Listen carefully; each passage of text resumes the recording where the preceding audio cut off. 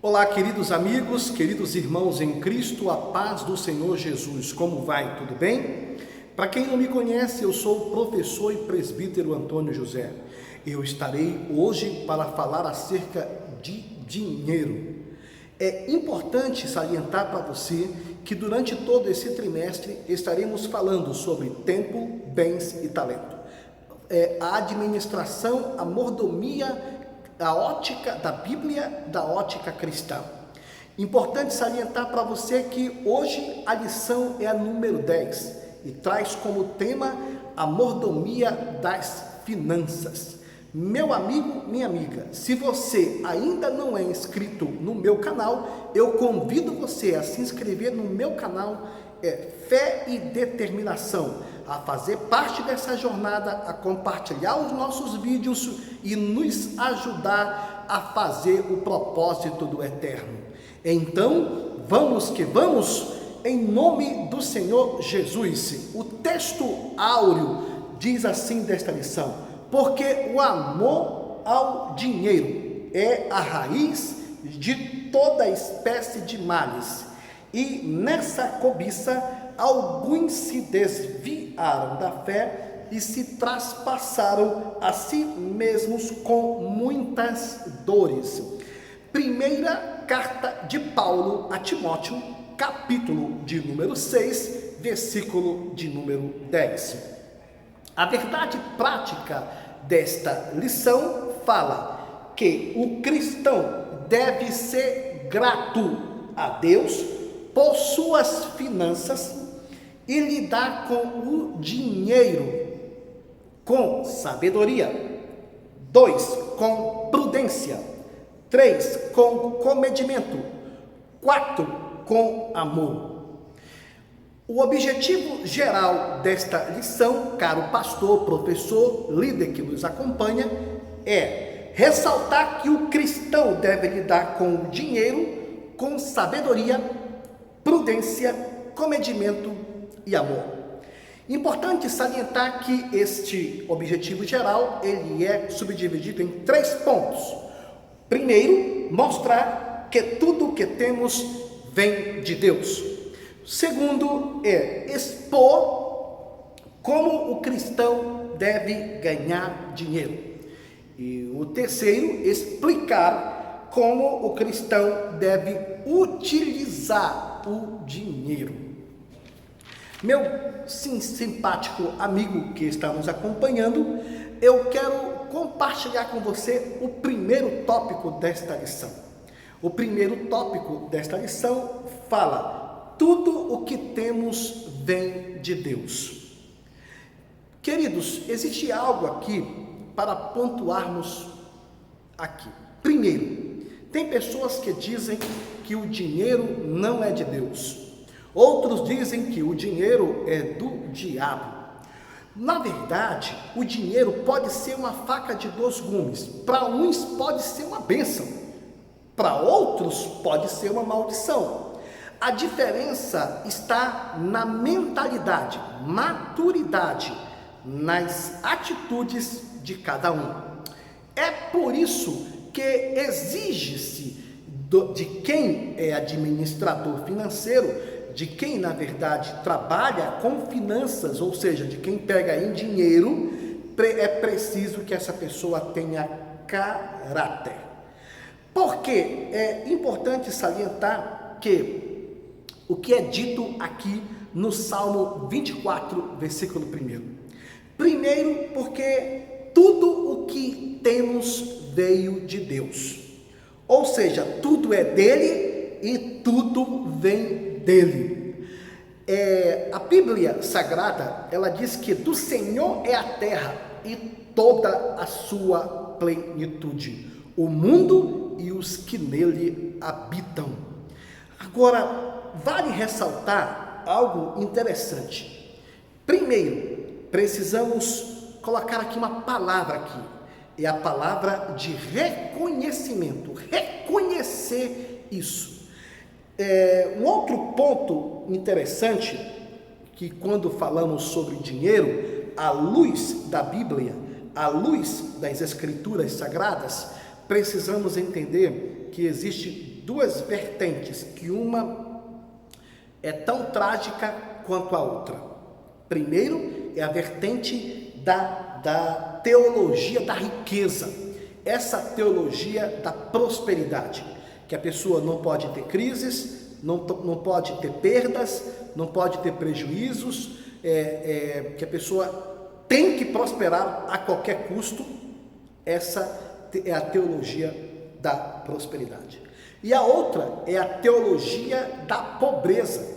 Sim, existem pessoas que realmente elas acreditam que o cristão não deve estar numa luta ou num esforço tamanho para melhorar a sua vida, para vestir-se melhor, para comprar um carro melhor, para adquirir um imóvel, para se abnegar de uma coisa e para poder abraçar outras. Então, existem pessoas que acreditam na teologia da pobreza, e isso tudo está inserido na mentalidade, na forma como a pessoa pensa, ou até mesmo como a pessoa foi ensinada. Então, vamos quebrar esse conceito. Primeiro, com uma só palavra, o equilíbrio. Precisamos buscar equilíbrio quando o assunto é dinheiro. Queridos, é importante também conceituar aqui que por que temos que ter equilíbrio? Porque ninguém pode ir de um extremo a outro. Primeiro, porque sem o dinheiro ou sem uma estabilidade financeira, começa a haver uma série de problemas numa família, numa casa, no indivíduo. Uma série de problemas. É por isso que a gente tem que ter a Bíblia como uma base fundamental de fé, para mostrar pelos conselhos e orientações da Bíblia, da Palavra de Deus, que o único livro que é capaz de nortear esse equilíbrio que eu estou falando é a Bíblia Sagrada. Portanto, por isso que a Bíblia não fala que o dinheiro é a raiz de todos os males. Não. A Bíblia fala que é o amor ao dinheiro. Amados, vamos para o segundo tópico. O segundo tópico, ele narra da seguinte forma. Primeiro, como o cristão deve ganhar dinheiro. Querido, primeiramente, bora colocar aqui uma palavra-chave novamente. Trabalhando. Não existe ganho, resultado, prosperidade, dinheiro na conta bancária se não houver um trabalho, se não houver um esforço, se não houver uma labuta. Não existe. Até mesmo porque é profético.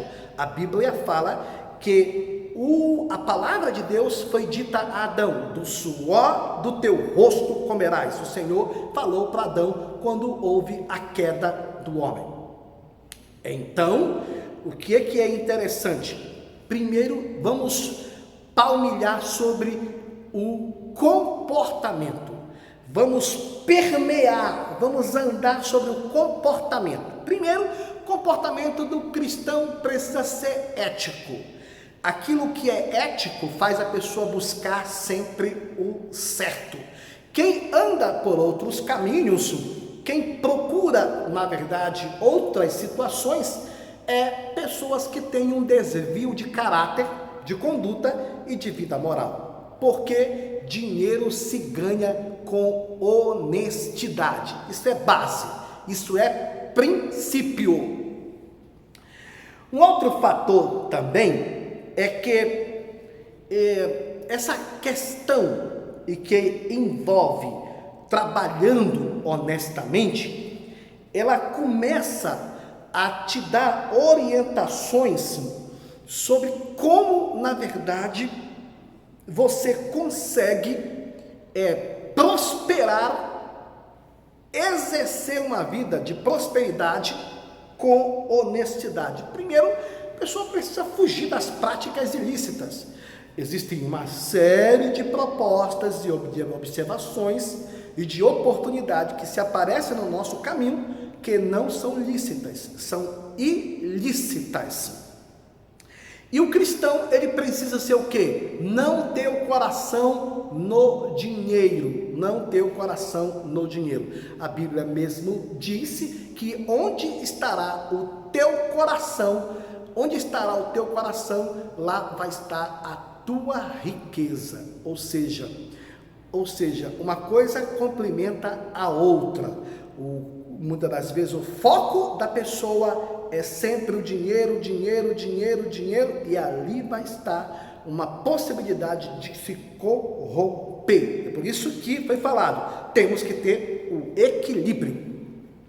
Queridos, um outro fator também é dever do cristão fazer o que é certo.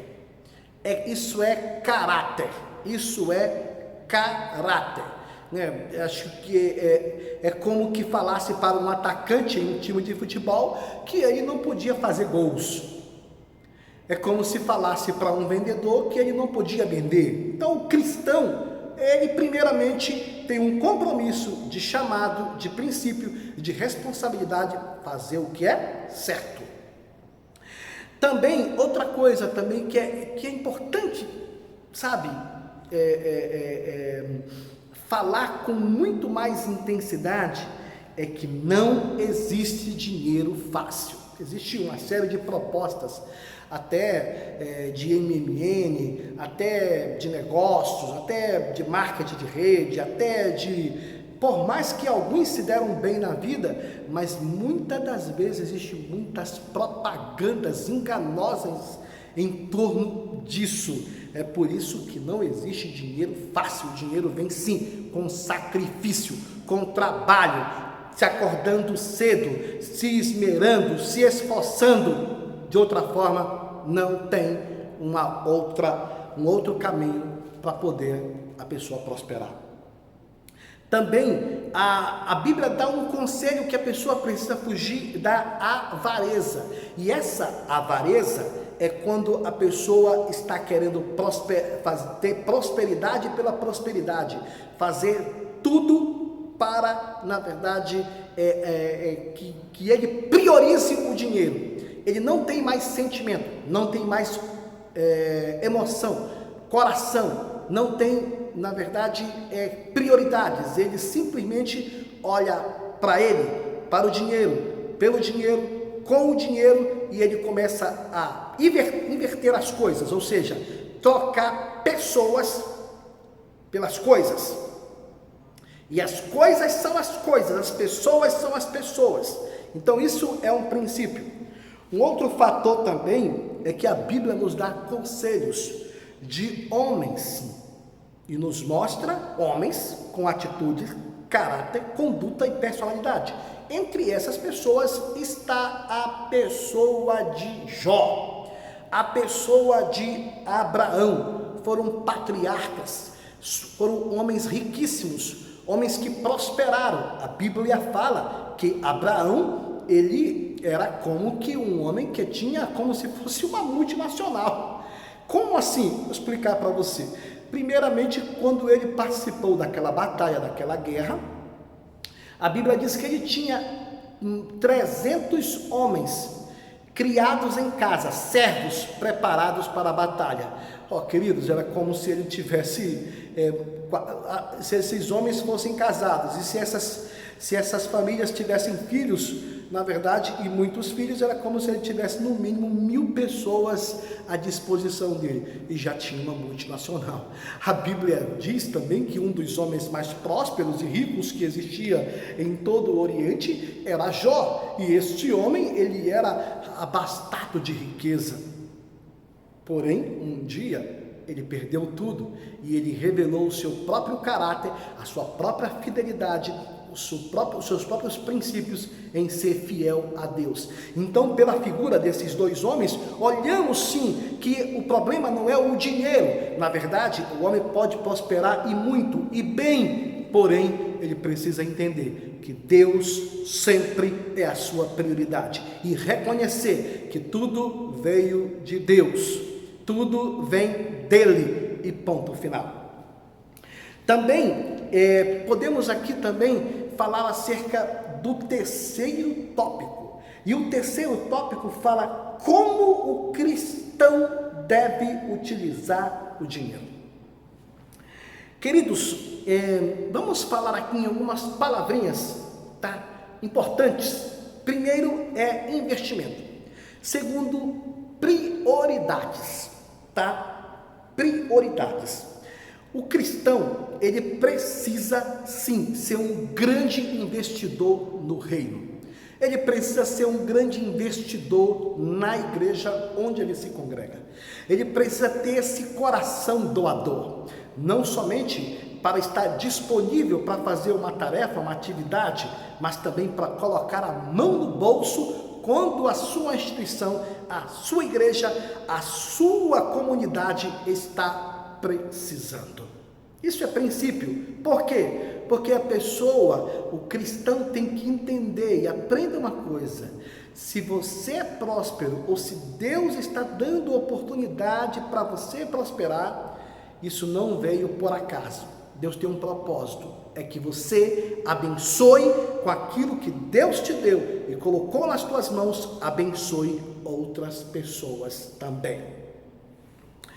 Então, o que o cristão precisa entender? Ele precisa ser um contribuinte em dízimos, em ofertas, e ele precisa ter a consciência que ele, como cidadão,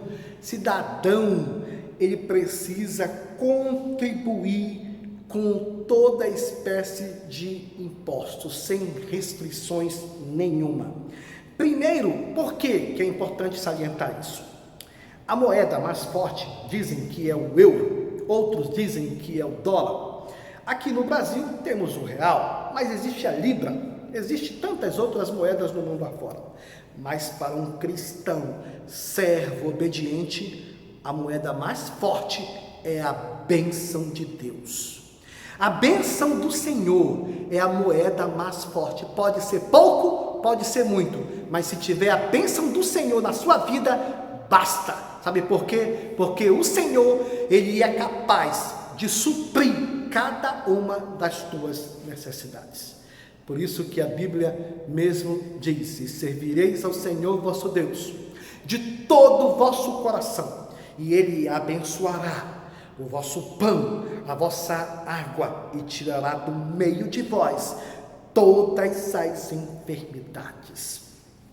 Então, o que é importante salientar, que vai aqui um conselho: o cristão não pode ser fiador de ninguém. Sim, quem quiser créditos ou dinheiro, que busque, que lute por isso, mas não seja fiador de ninguém. Esse é um princípio de orientação bíblica. Também, um outro fator também, não correr de pessoas ou de entidades que cobram juros. E existem os agiotas legalizados e os agiotas ilegais. Os agiotas legalizados são os bancos. Por exemplo, um cheque especial vai a 13% mais do que isso. E você percebe que também existem os ilegais, que são os agiotas comuns, que levam casa, carros, etc. Muitas das vezes, vale mais o pouco do justo do que as muitas riquezas dos ricos. Um fator também importante e interessante é que precisamos ter consciência, a consciência de que a nossa igreja, a nossa instituição, ela tem despesas. Por exemplo, despesa com água, com luz, com telefone, com uma série de outras coisas e questões que precisa de contribuição. Também vai aqui uma orientação para você: não gaste além daquilo que você ganha. Não gaste além daquilo que você ganha. Queridos, você vai estar assassinando e, na verdade, sufocando a sua vida financeira. E outro fator: se você gasta além daquilo que você ganha, meu amigo, você pode dizimar a vida toda, mas prosperidade você não vai ter. Você pode ofertar a vida toda, mas se você estiver gastando além daquilo que você ganha, é princípio. Deus trabalha com regras, com normas. Meus irmãos, é princípio. Quem, na verdade, gasta além do que você ganha, você vai estar sempre no vermelho. Isso é lógico.